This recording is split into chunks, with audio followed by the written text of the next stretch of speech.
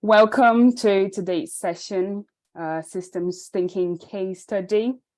I'm going to be your host today, and this is part of the learning series that we are organizing in the SI London Hub. So some quick details about this session. This is being recorded, and we're going to make it available afterwards in our YouTube channel. This is going to be a 60-minute session, and we're going to have a Q&A in between and in the end of today's session, so you can all put your comments and questions during this session. You're welcome to use the chat, and once we have a moment for the Q&A, you can unmute yourselves and address the question. All right. So as I said, this is part of the SI learning series the London Hub is organizing.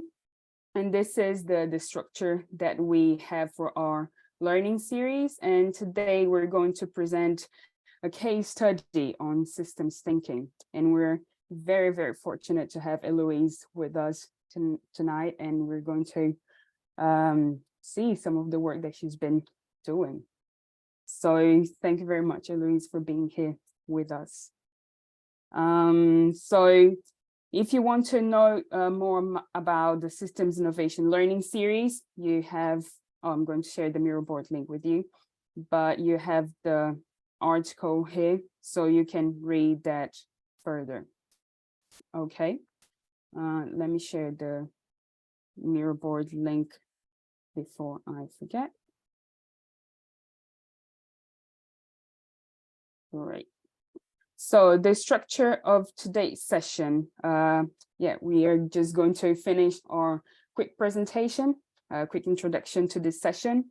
Afterwards, we're going to hear from Eloise, a case study on systems thinking. And afterwards, we're going to have 5 minutes for a wrap up, feedback, and next steps on this learning series. All right. So a bit about our guest today. So Eloise Smith-Foster is a futures-oriented award-winning service designer. She's motivated by ways design can tackle equitable participation, climate emergency, and social justice.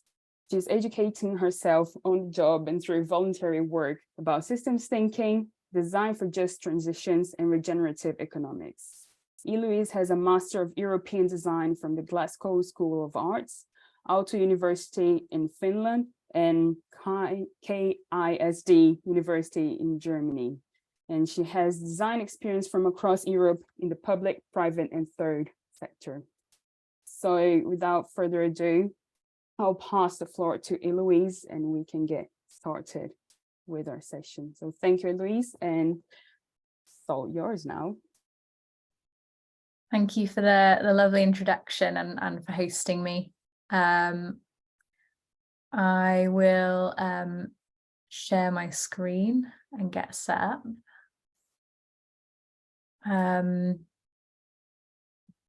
So yeah, can everyone see okay? Brilliant. Really good to see so many people joining.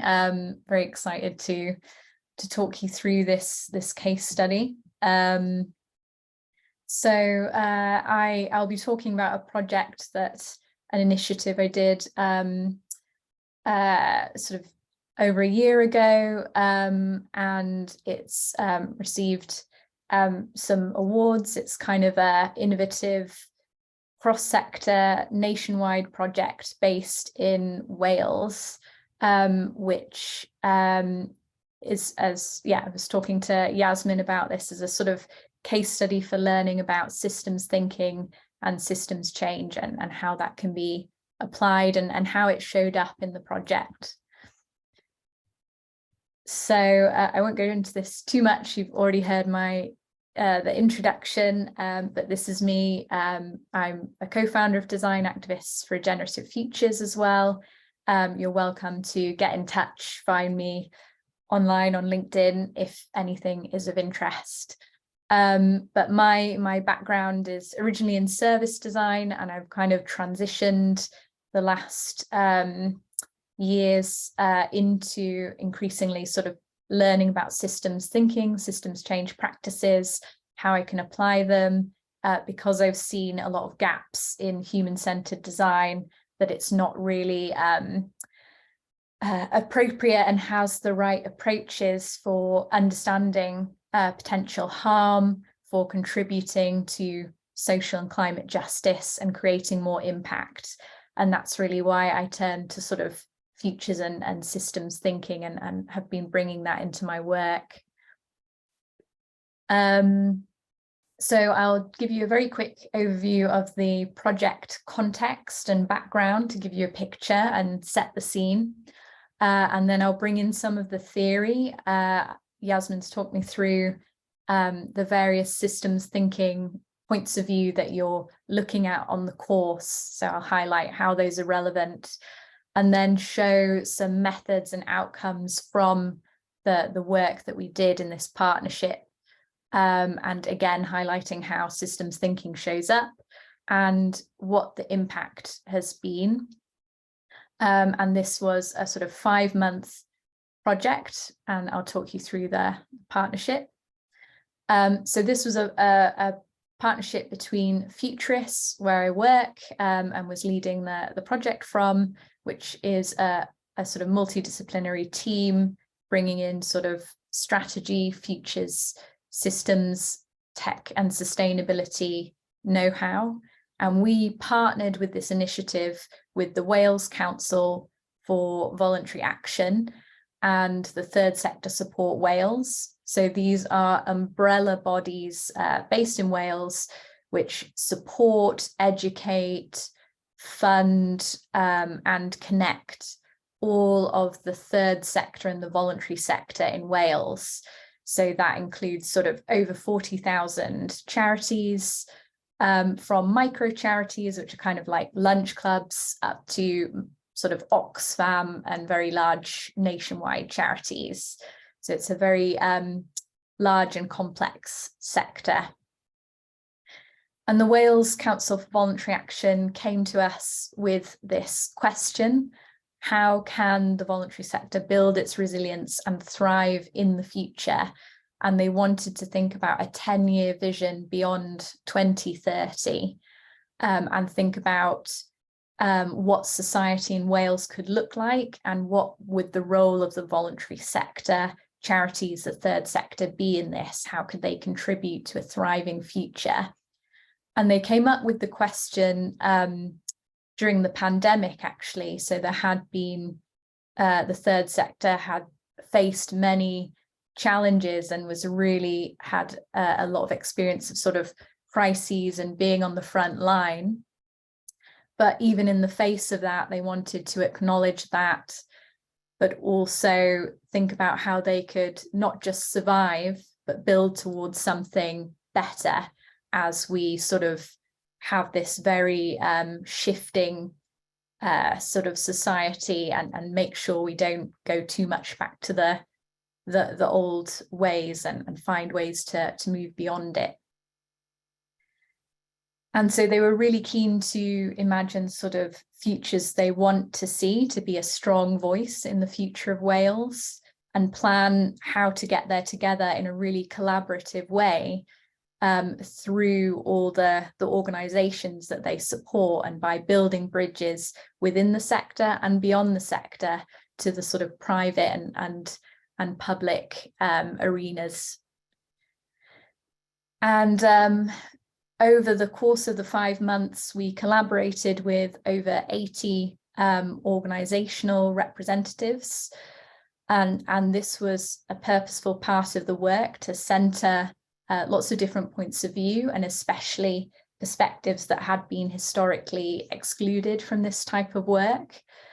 And so we had everything from sort of youth representation, Creative Lives, Race Council Cymru, Friends of Sickle Cell, and just a snapshot of some of the organisations who went through this process with us at different times. And this project, as with all system change, it's good to sort of zoom out. And, you know, when I say the project happened over 5 months, system change doesn't happen over 5 months. It happens over a longer time. So we're just one chapter in a much bigger story of change. So I just wanted to contextualize this specific project, that the conditions for this were set up in 2020 by a fund that supported work at sort of community level, focused on emerging futures. There was a lot of work on the ground with different communities in Wales, helping them build toolkits and visions for their future on the ground before it was taken to this sort of national level. And in this work, we partnered with also the Future Generations Commissioner for Wales, and Welsh Government participated, and also some private sector organisations. And when we stepped back, the work continued from the visions that were built to create a sort of theory of change. And the outcome of this project that I will talk you through was this vision for a kind of community-centric, caring, regenerative Wales beyond 2030.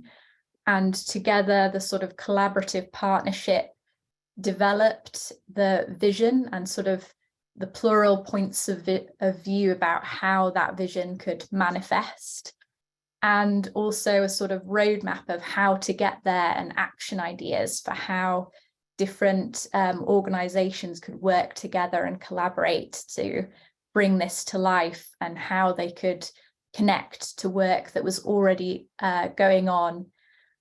So it sort of culminated in an action plan and continued steps, but there's also a report that's open and accessible online, documenting the whole project, process and outcomes, if anyone is interested.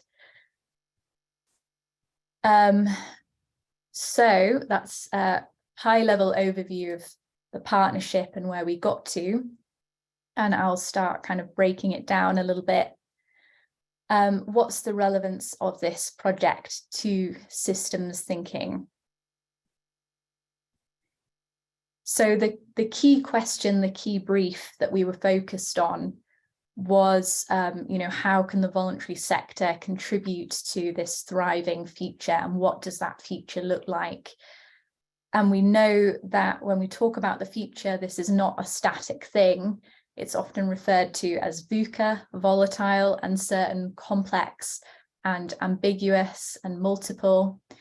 And therefore, things like futures thinking and systems thinking is really valuable, because that's all about getting comfortable with ambiguity and not creating a linear roadmap, but a sort of adaptive approach that will help you respond to different threats and opportunities that can arise as you sort of work your way and try to co-create that better future you're looking to make. And so that's the point of view we took in this project, is that, you know, the future isn't set. There's a range of possible futures, and you can think of it like a cone. So right now, where we are today, the immediate future is more clear, but as you go further and further out in time, you can imagine the future like the beam of a torch. In the center, you have the strongest beam of light, what's most probable, what you think is most likely to happen based on trends. And as you go further out from the center, you can think about a spectrum of sort of possible futures that are still plausible, but maybe seem less likely. And within that spectrum of possible futures, you can kind of identify, based on your values, where you or your organization or your community, based on what you value, where do you want to get to? What kind of future do you want to become reality? And look at that space of kind of what's plausible that you would prefer, that maybe you can influence enough to help that that future become more of a reality. So that's kind of the sweet spot we were looking to hit as we helped the partnership develop their visions for the future. And the other kind of theoretical aspects, you could say, that were very present in this project that I think you've been looking at, is again this sort of non-linear approach. So we were thinking a lot about how do we change the sort of context and consider that in a holistic way, so that the kind of different outcomes we want are more likely to happen. We were looking at emergence, so sort of how to involve the grassroots and enable bottom-up action to help a sort of preferred future come to life. And we were looking very much at the system in a very connected way. So through, in terms of sort of networks, both within and beyond the sector, and how those could be enhanced and strengthened, and new relationships formed through the process of the work that we were doing in order to help bring the preferred future to life. And as a bit of a reference, these are some other models of systems thinking and system change that we were using that could be interesting to look up later. So we sort of were looking at system change in terms of 4 levels, which are described in this book, System Change and Deep Equity, which is a brilliant book and framework. Really recommend it. So it breaks down system change in terms of individual level, interpersonal, organizational, and sort of strategic, systemic. So we were using that to think about the different levels of systems thinking and system change. And we were also using this framework of system change practices from the School of System Change. And I've sort of highlighted the ones that were most relevant to the project. So I'm shortly going to jump into the sort of methods and outcomes, and you'll see through these that different methods helped us sort of see the system, hold the whole picture, work at different levels concurrently, engage different perspectives, hold sort of power difference, understand the different agency and sort of responsibility at play, and consider sort of different timescales. So these were all kind of lenses that were particularly relevant to our project that we were applying. And you can look into these frameworks in more depth if you'd like to. The link is on the page. And so thinking about looking at the work at different scales was really important, because we're working with the Future Generations Commissioner for Wales, who has done a lot of research across the society and come up with a vision and values itself for the future of Wales. So we needed to kind of hold that and understand our work within that context. But we know that if sort of dominant points of view on the future are centered, you can come up with a very homogeneous kind of visions that just repeat harmful paradigms. And our aim in this work is also to democratize futures, support agency, and disrupt, as it says in this quote, the dominance of one perspective, that there's only one possible world. So it's holding space for the idea that there are plural experiences, plural ideal futures, but how can they sort of complement and be enmeshed and support each other? And to do that, we used two toolkits, which are also open source and accessible. Sort of almost every aspect of the project was open sourced to help people continue this work independently as well. one that focused on sort of the community level, and one that helped us get breadth and sort of tools more focused on the national level.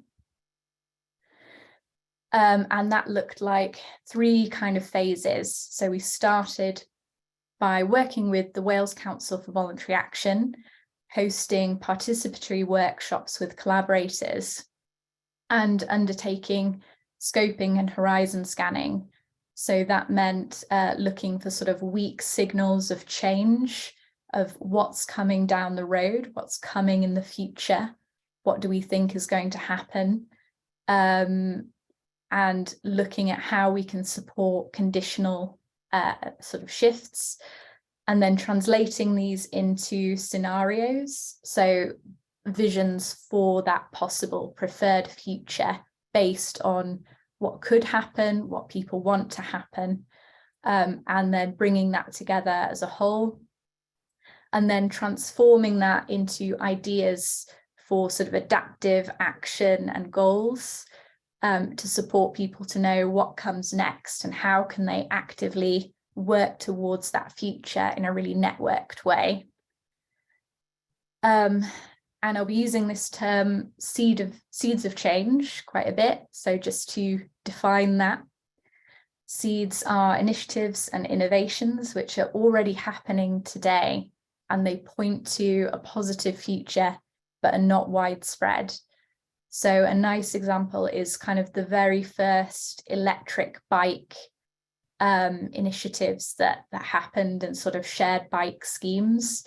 When it was a small number just taking off, you could consider that a weak signal or a seed of change for a sort of future more oriented towards this kind of mobility. And so it's looking out for those types of seeds that perhaps if we poured more energy into them, we could help them flourish and expand. So that brings us to the next section, where I'll take us through in a bit of a more kind of zoomed in lens on some of the key steps. So starting with phase 1, we did these mixed methods, some sort of zooming into the detail, like in-depth interviews with different points of view from our collaborators, horizon scanning, looking for those seeds, sort of secondary research, working very closely with WCVA, identifying seeds of change, and looking at what happens if they grow, what are the consequences, sort of looking through futures wheels at how they could play out in the next 10 years and beyond. And so this is an example of the kind of digital canvases we were collaborating on to do this work. So mapping out together the research plan, trend sources, doing a bit of a mega trend analysis. So bringing in that holistic perspective, and centering the local voice of people in Wales who know best about these trends. And again, being very holistic about the sort of signals and seeds we were looking for. We looked across sort of politics, economics and companies, societies and individuals, technology and innovation, legislation and the environment. So we're looking at all these different parts and then bringing them together as a whole to see connections and themes. And this is a nice example of a weak signal at the time. There were quite a few articles on the well-being economy, and that's a sort of growing trend. And then we brought in, alongside the secondary research, the voice of people, of the participants, to hear, you know, their place-based knowledge and their aspirations for the future.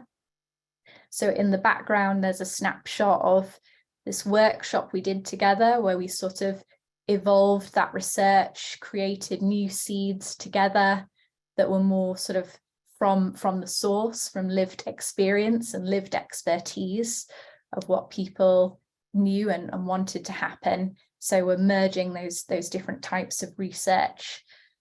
And this is a really nice example of a seed of change that people imagined could be present in 10 years, how it could have evolved. So in 10 years, Wales has a well-being economy where well-being is the measure of a nation's success rather than GDP.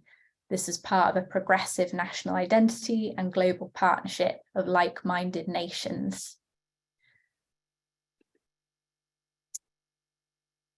So I'd like to pause and give space for us to do a little bit of an activity, which I hope will support you to integrate some of this knowledge. So if you can paste the link, Yasmin, and everyone will be split into groups of 3. And what I'd like you to do is just think about what is a kind of weak signal or positive seed in your organization or community. Can you think of an example? And then imagine that seed growing in the best possible way. If that expanded and flourished, what would change in 10 years? Where would your community or organization be? And share that with people in your breakout room. And then in the last few minutes, if you could think about in what ways could those seeds sort of interconnect and affect each other. So if you're in your breakout rooms, there's also a board on the Miro for each breakout with the instructions on the board to help you and some post-its. So you're welcome to take notes and jot down if that's helpful for you. Yes, I will just quickly share my screen so I can show everyone. Yeah, let me just quickly share here. So here on the board, I put the link. So here you can see group 1, 2, 3, 4. So if you are in the room 1, you join here the group 1.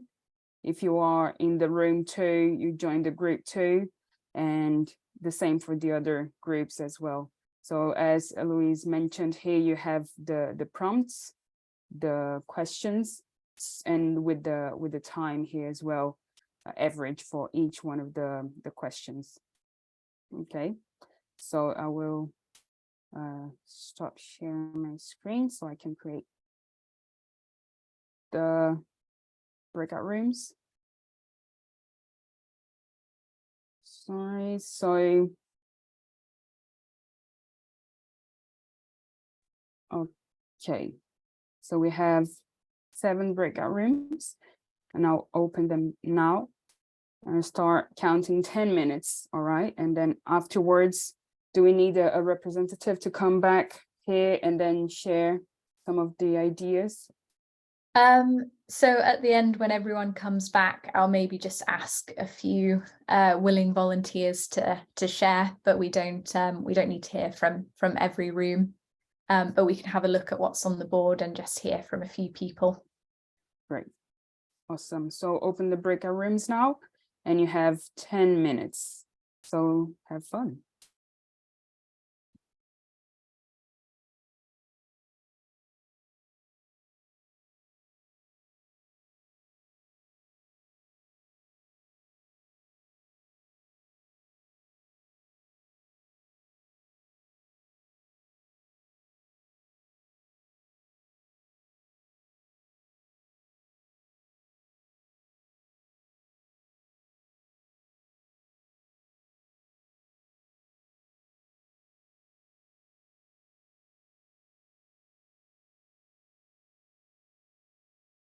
Okay, I will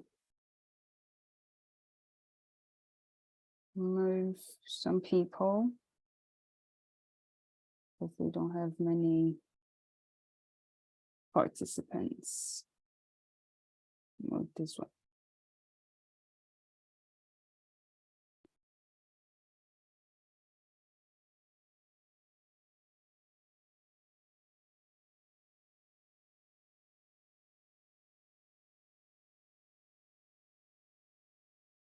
Okay, good.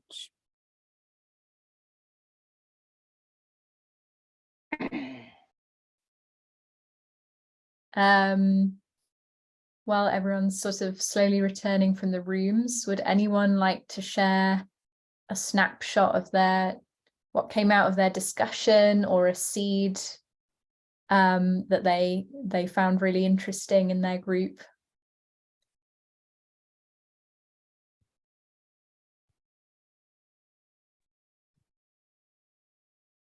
Feel free to. We had interesting coming sort of the different ends of the spectrum. So little seeds of change, like citizens programs or community gardens too. On the other end, looking at sort of what is the end goal. So awareness around change and behavior change, making point about how people are now switching over to plastics rather than using what are traditional methods, which are actually way more sustainable. So that's a good spectrum. Nice, thanks for that.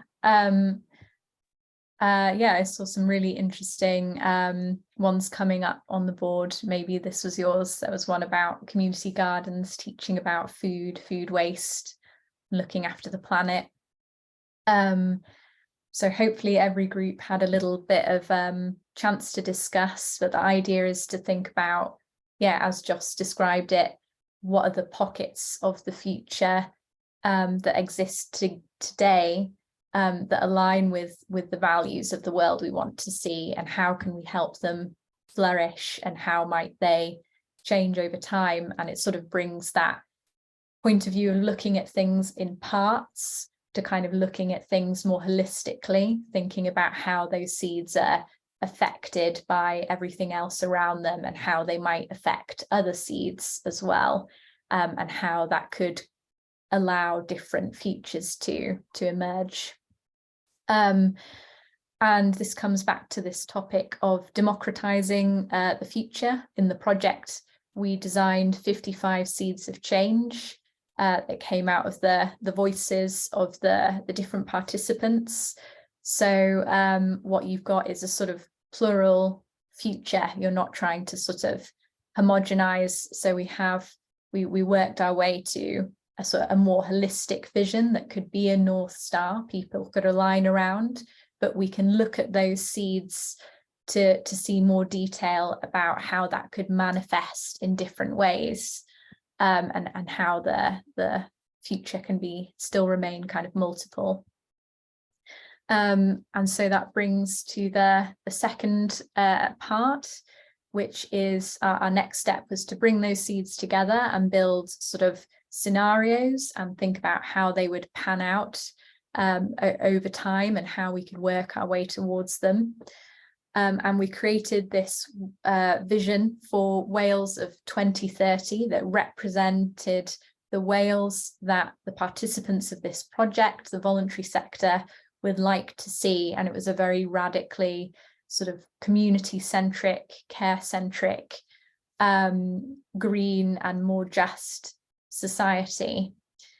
And each of those bubbles represented a different perspective on that world that was described. So for example, one was our world is in our hands, you know, beyond 2030 in Wales, the parks and buildings we enjoy, the skills we share, and our stories and cultures. We can pool these together to make a neighborhood where everyone belongs. And they were sort of thus described in more depth, and there's again more in the report, so this is just a bit of a snapshot. And I wanted to highlight how, going back to systems thinking, it's not just about the outcomes and the vision, it's about the process and how the work changes mindsets, behaviors, and systems as we go. So although there were these sort of tangible outcomes, it was actually having these participatory spaces, saying the words together about the future, changing mindsets about what was possible, sharing diverse points of view about what the future could be, that built commitment and sort of connection across networks and the common will to kind of work together towards that future and find ways to make it possible. Which leads us into the final phase, so turning these preferred futures into action and trying to co-create them from where we are today. Again, using kind of participatory sessions, bringing in the different collaborators, we defined 6 action areas that the voluntary sector wanted to focus on to bring these visions to life. So one was kind of redefining success. And again, this is just a high-level snapshot, so these were explored in more depth, but focusing on well-being and the environment and other measures of success, moving away from GDP, strengthening collaboration and recognition of the sector as closely connected to communities, and being more of a strong leader and voice to people, and more of a sort of partner to government to lead the way in helping voice what citizens need. Moving towards co-delivery of community-centric services, learning from the pandemic, we saw mutual aid and a lot of sort of really powerful initiatives coming out of the voluntary sector and able to move very rapidly. So people wanted to kind of build on those learnings and take what worked forward with them. And so sort of 6 months and 1 year on from the project, we sort of reflected on what had changed and what the impact of the work had been. And this is a bit of a summary of that. So using that framework, we looked at the individual, interpersonal, organizational, and systemic levels. And we found for the Wales Council for Voluntary Action, there was this shift in mental models about member relations rather than seeing them as out there, really seeing how they could bring them in and kind of value what they want and center it in their strategy and represent the communities they wanted to serve with a lot of integrity, by really understanding their aspirations through this work.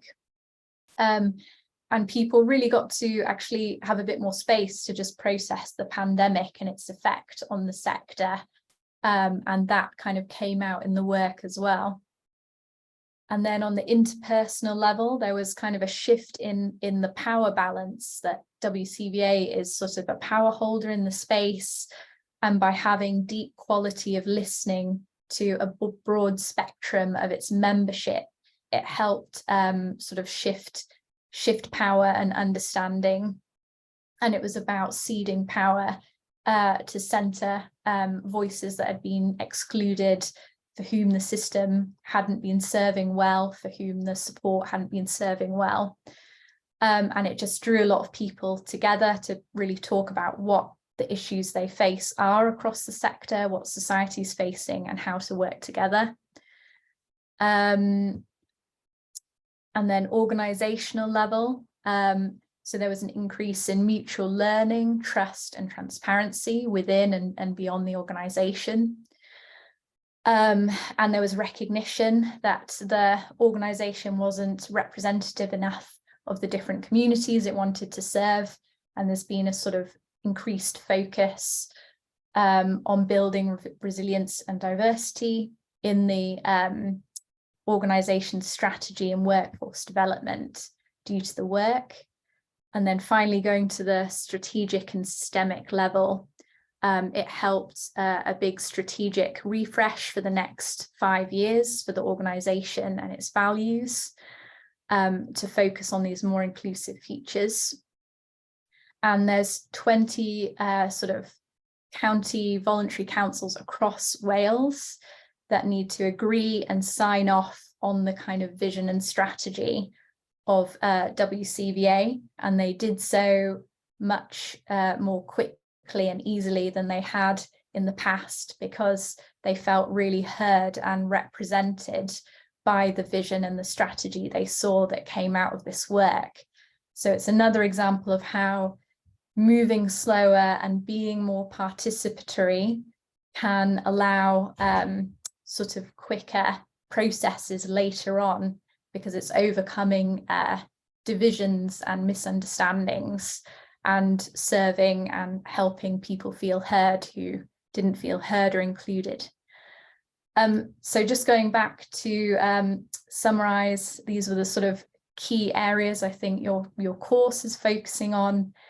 So hopefully you've seen how you know, the project had many moving parts. It wasn't completely linear, and we know a lot of the impacts came from sort of relationship building and participation, rather than simply the roadmap that came out at the end. So you know, it wasn't kind of linear. Different things emerged, different sort of grassroots initiatives and projects emerged that weren't necessarily planned. The focus was on making this very kind of as bottom up as possible, and moving between, you know, individuals and the whole system at different lenses. And just to summarize, these are some key learnings. As with any systemic sort of initiative, it's not simple, it's not straightforward. It's easy to make it seem that way in sort of hindsight, but there was, you know, a lot of things that were very challenging about the project, a lot of learnings. For example, knowing where to draw the boundary, how many participants we were able to include in a caring way, considering the ambition of the project, but at the same time, our timelines and budget and constraints. So there were lots of things that we needed to consider. So my four sort of takeaways for anyone attempting similar work would be to, really make time for weaving networks, working at the pace of trust and care, because that relationship building is so important for the work to continue on, and trust to be in place to help build and work towards those features. There was sort of challenge to power holders, there was creative tension, there was vulnerability. So it's important to sort of think about trauma-informed facilitation, the challenges people are facing and dealing with in the voluntary sector, are sort of very serious systemic societal issues, and that core message of co-designing a world where many worlds fit, and seeking sort of mutual learning and exchange, and not making sure to move away from extractive colonial processes as much as possible. I will wrap up there because I'm aware of the time. That's a sort of quick tour of the project.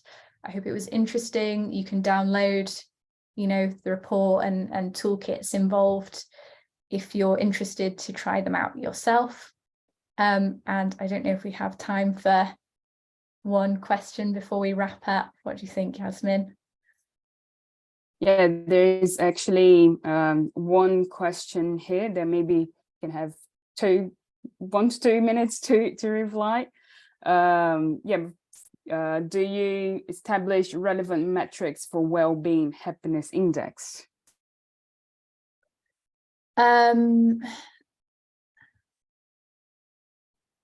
So that's a good question. We didn't reach that level of precision in the project.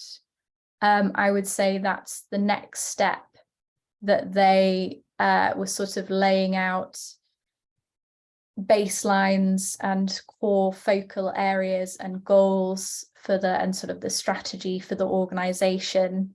So within the initiative part that I was part of, it was more about creating that vision and an initial roadmap of how to get there. And they took that forward into a theory of change and kind of more specificity. So I would need to check in, but we didn't reach that level of specificity when in the part that I was working on. Awesome. Yes, thank you very much, Eloise. And yeah, I can see Stan and Angelo with their hands up, but yeah, unfortunately we just have 3 minutes, but I will give Eloise LinkedIn and contact here, and I shared the PDF with you here in the chat, so I think you can find the LinkedIn and email and other contacts in the PDF, so you can address that specifically to her. But yes, thank you very much, Eloise, for this presentation and for the work that you're doing. It's great to see that, systems thinking, it's not just theory, right? It's actually being highlighted in work, and very important work, and putting some very important changes out there, right? So thank you very much for your time, for your work, and thank you very much everyone for participating. It was very, very good session. So before please feel free to send me questions in the chat or on LinkedIn, and I'll try to respond. Apologies for not getting the time for those questions, but would love to hear what you wanted to ask. No worries. Yes, you can find the document on the chat, and find the contact there. All right. So before we wrap up, I will just quickly share what is coming next in our learning series. So here on the Miro board, you can find on the bottom part here the next presentation that we're going to have on April 12th on Systems Inquiry Introduction. So you can find the link here to just RSVP register. And yes, that's what's coming next in this learning series. And yes, you can follow the SI London Hub in our website, LinkedIn. The recording is going to be available on YouTube. The link is right here, and we have the Twitter as well. So you can see what's going on in the London Hub through these links. And here we have a quick feedback. Just 3 questions. Did you get a good understanding of the concepts today? Was the format of the session effective in helping you understanding the content? And any ideas on how we can improve for our next sessions and events? Okay, so thank you very much again, everyone, for being here. Thank you, Eloise, once again. It was great presentation, great work. And hope to see you all on April 12th. So take very good care and see you soon. Thanks for having me. Thank you. Hi, everyone.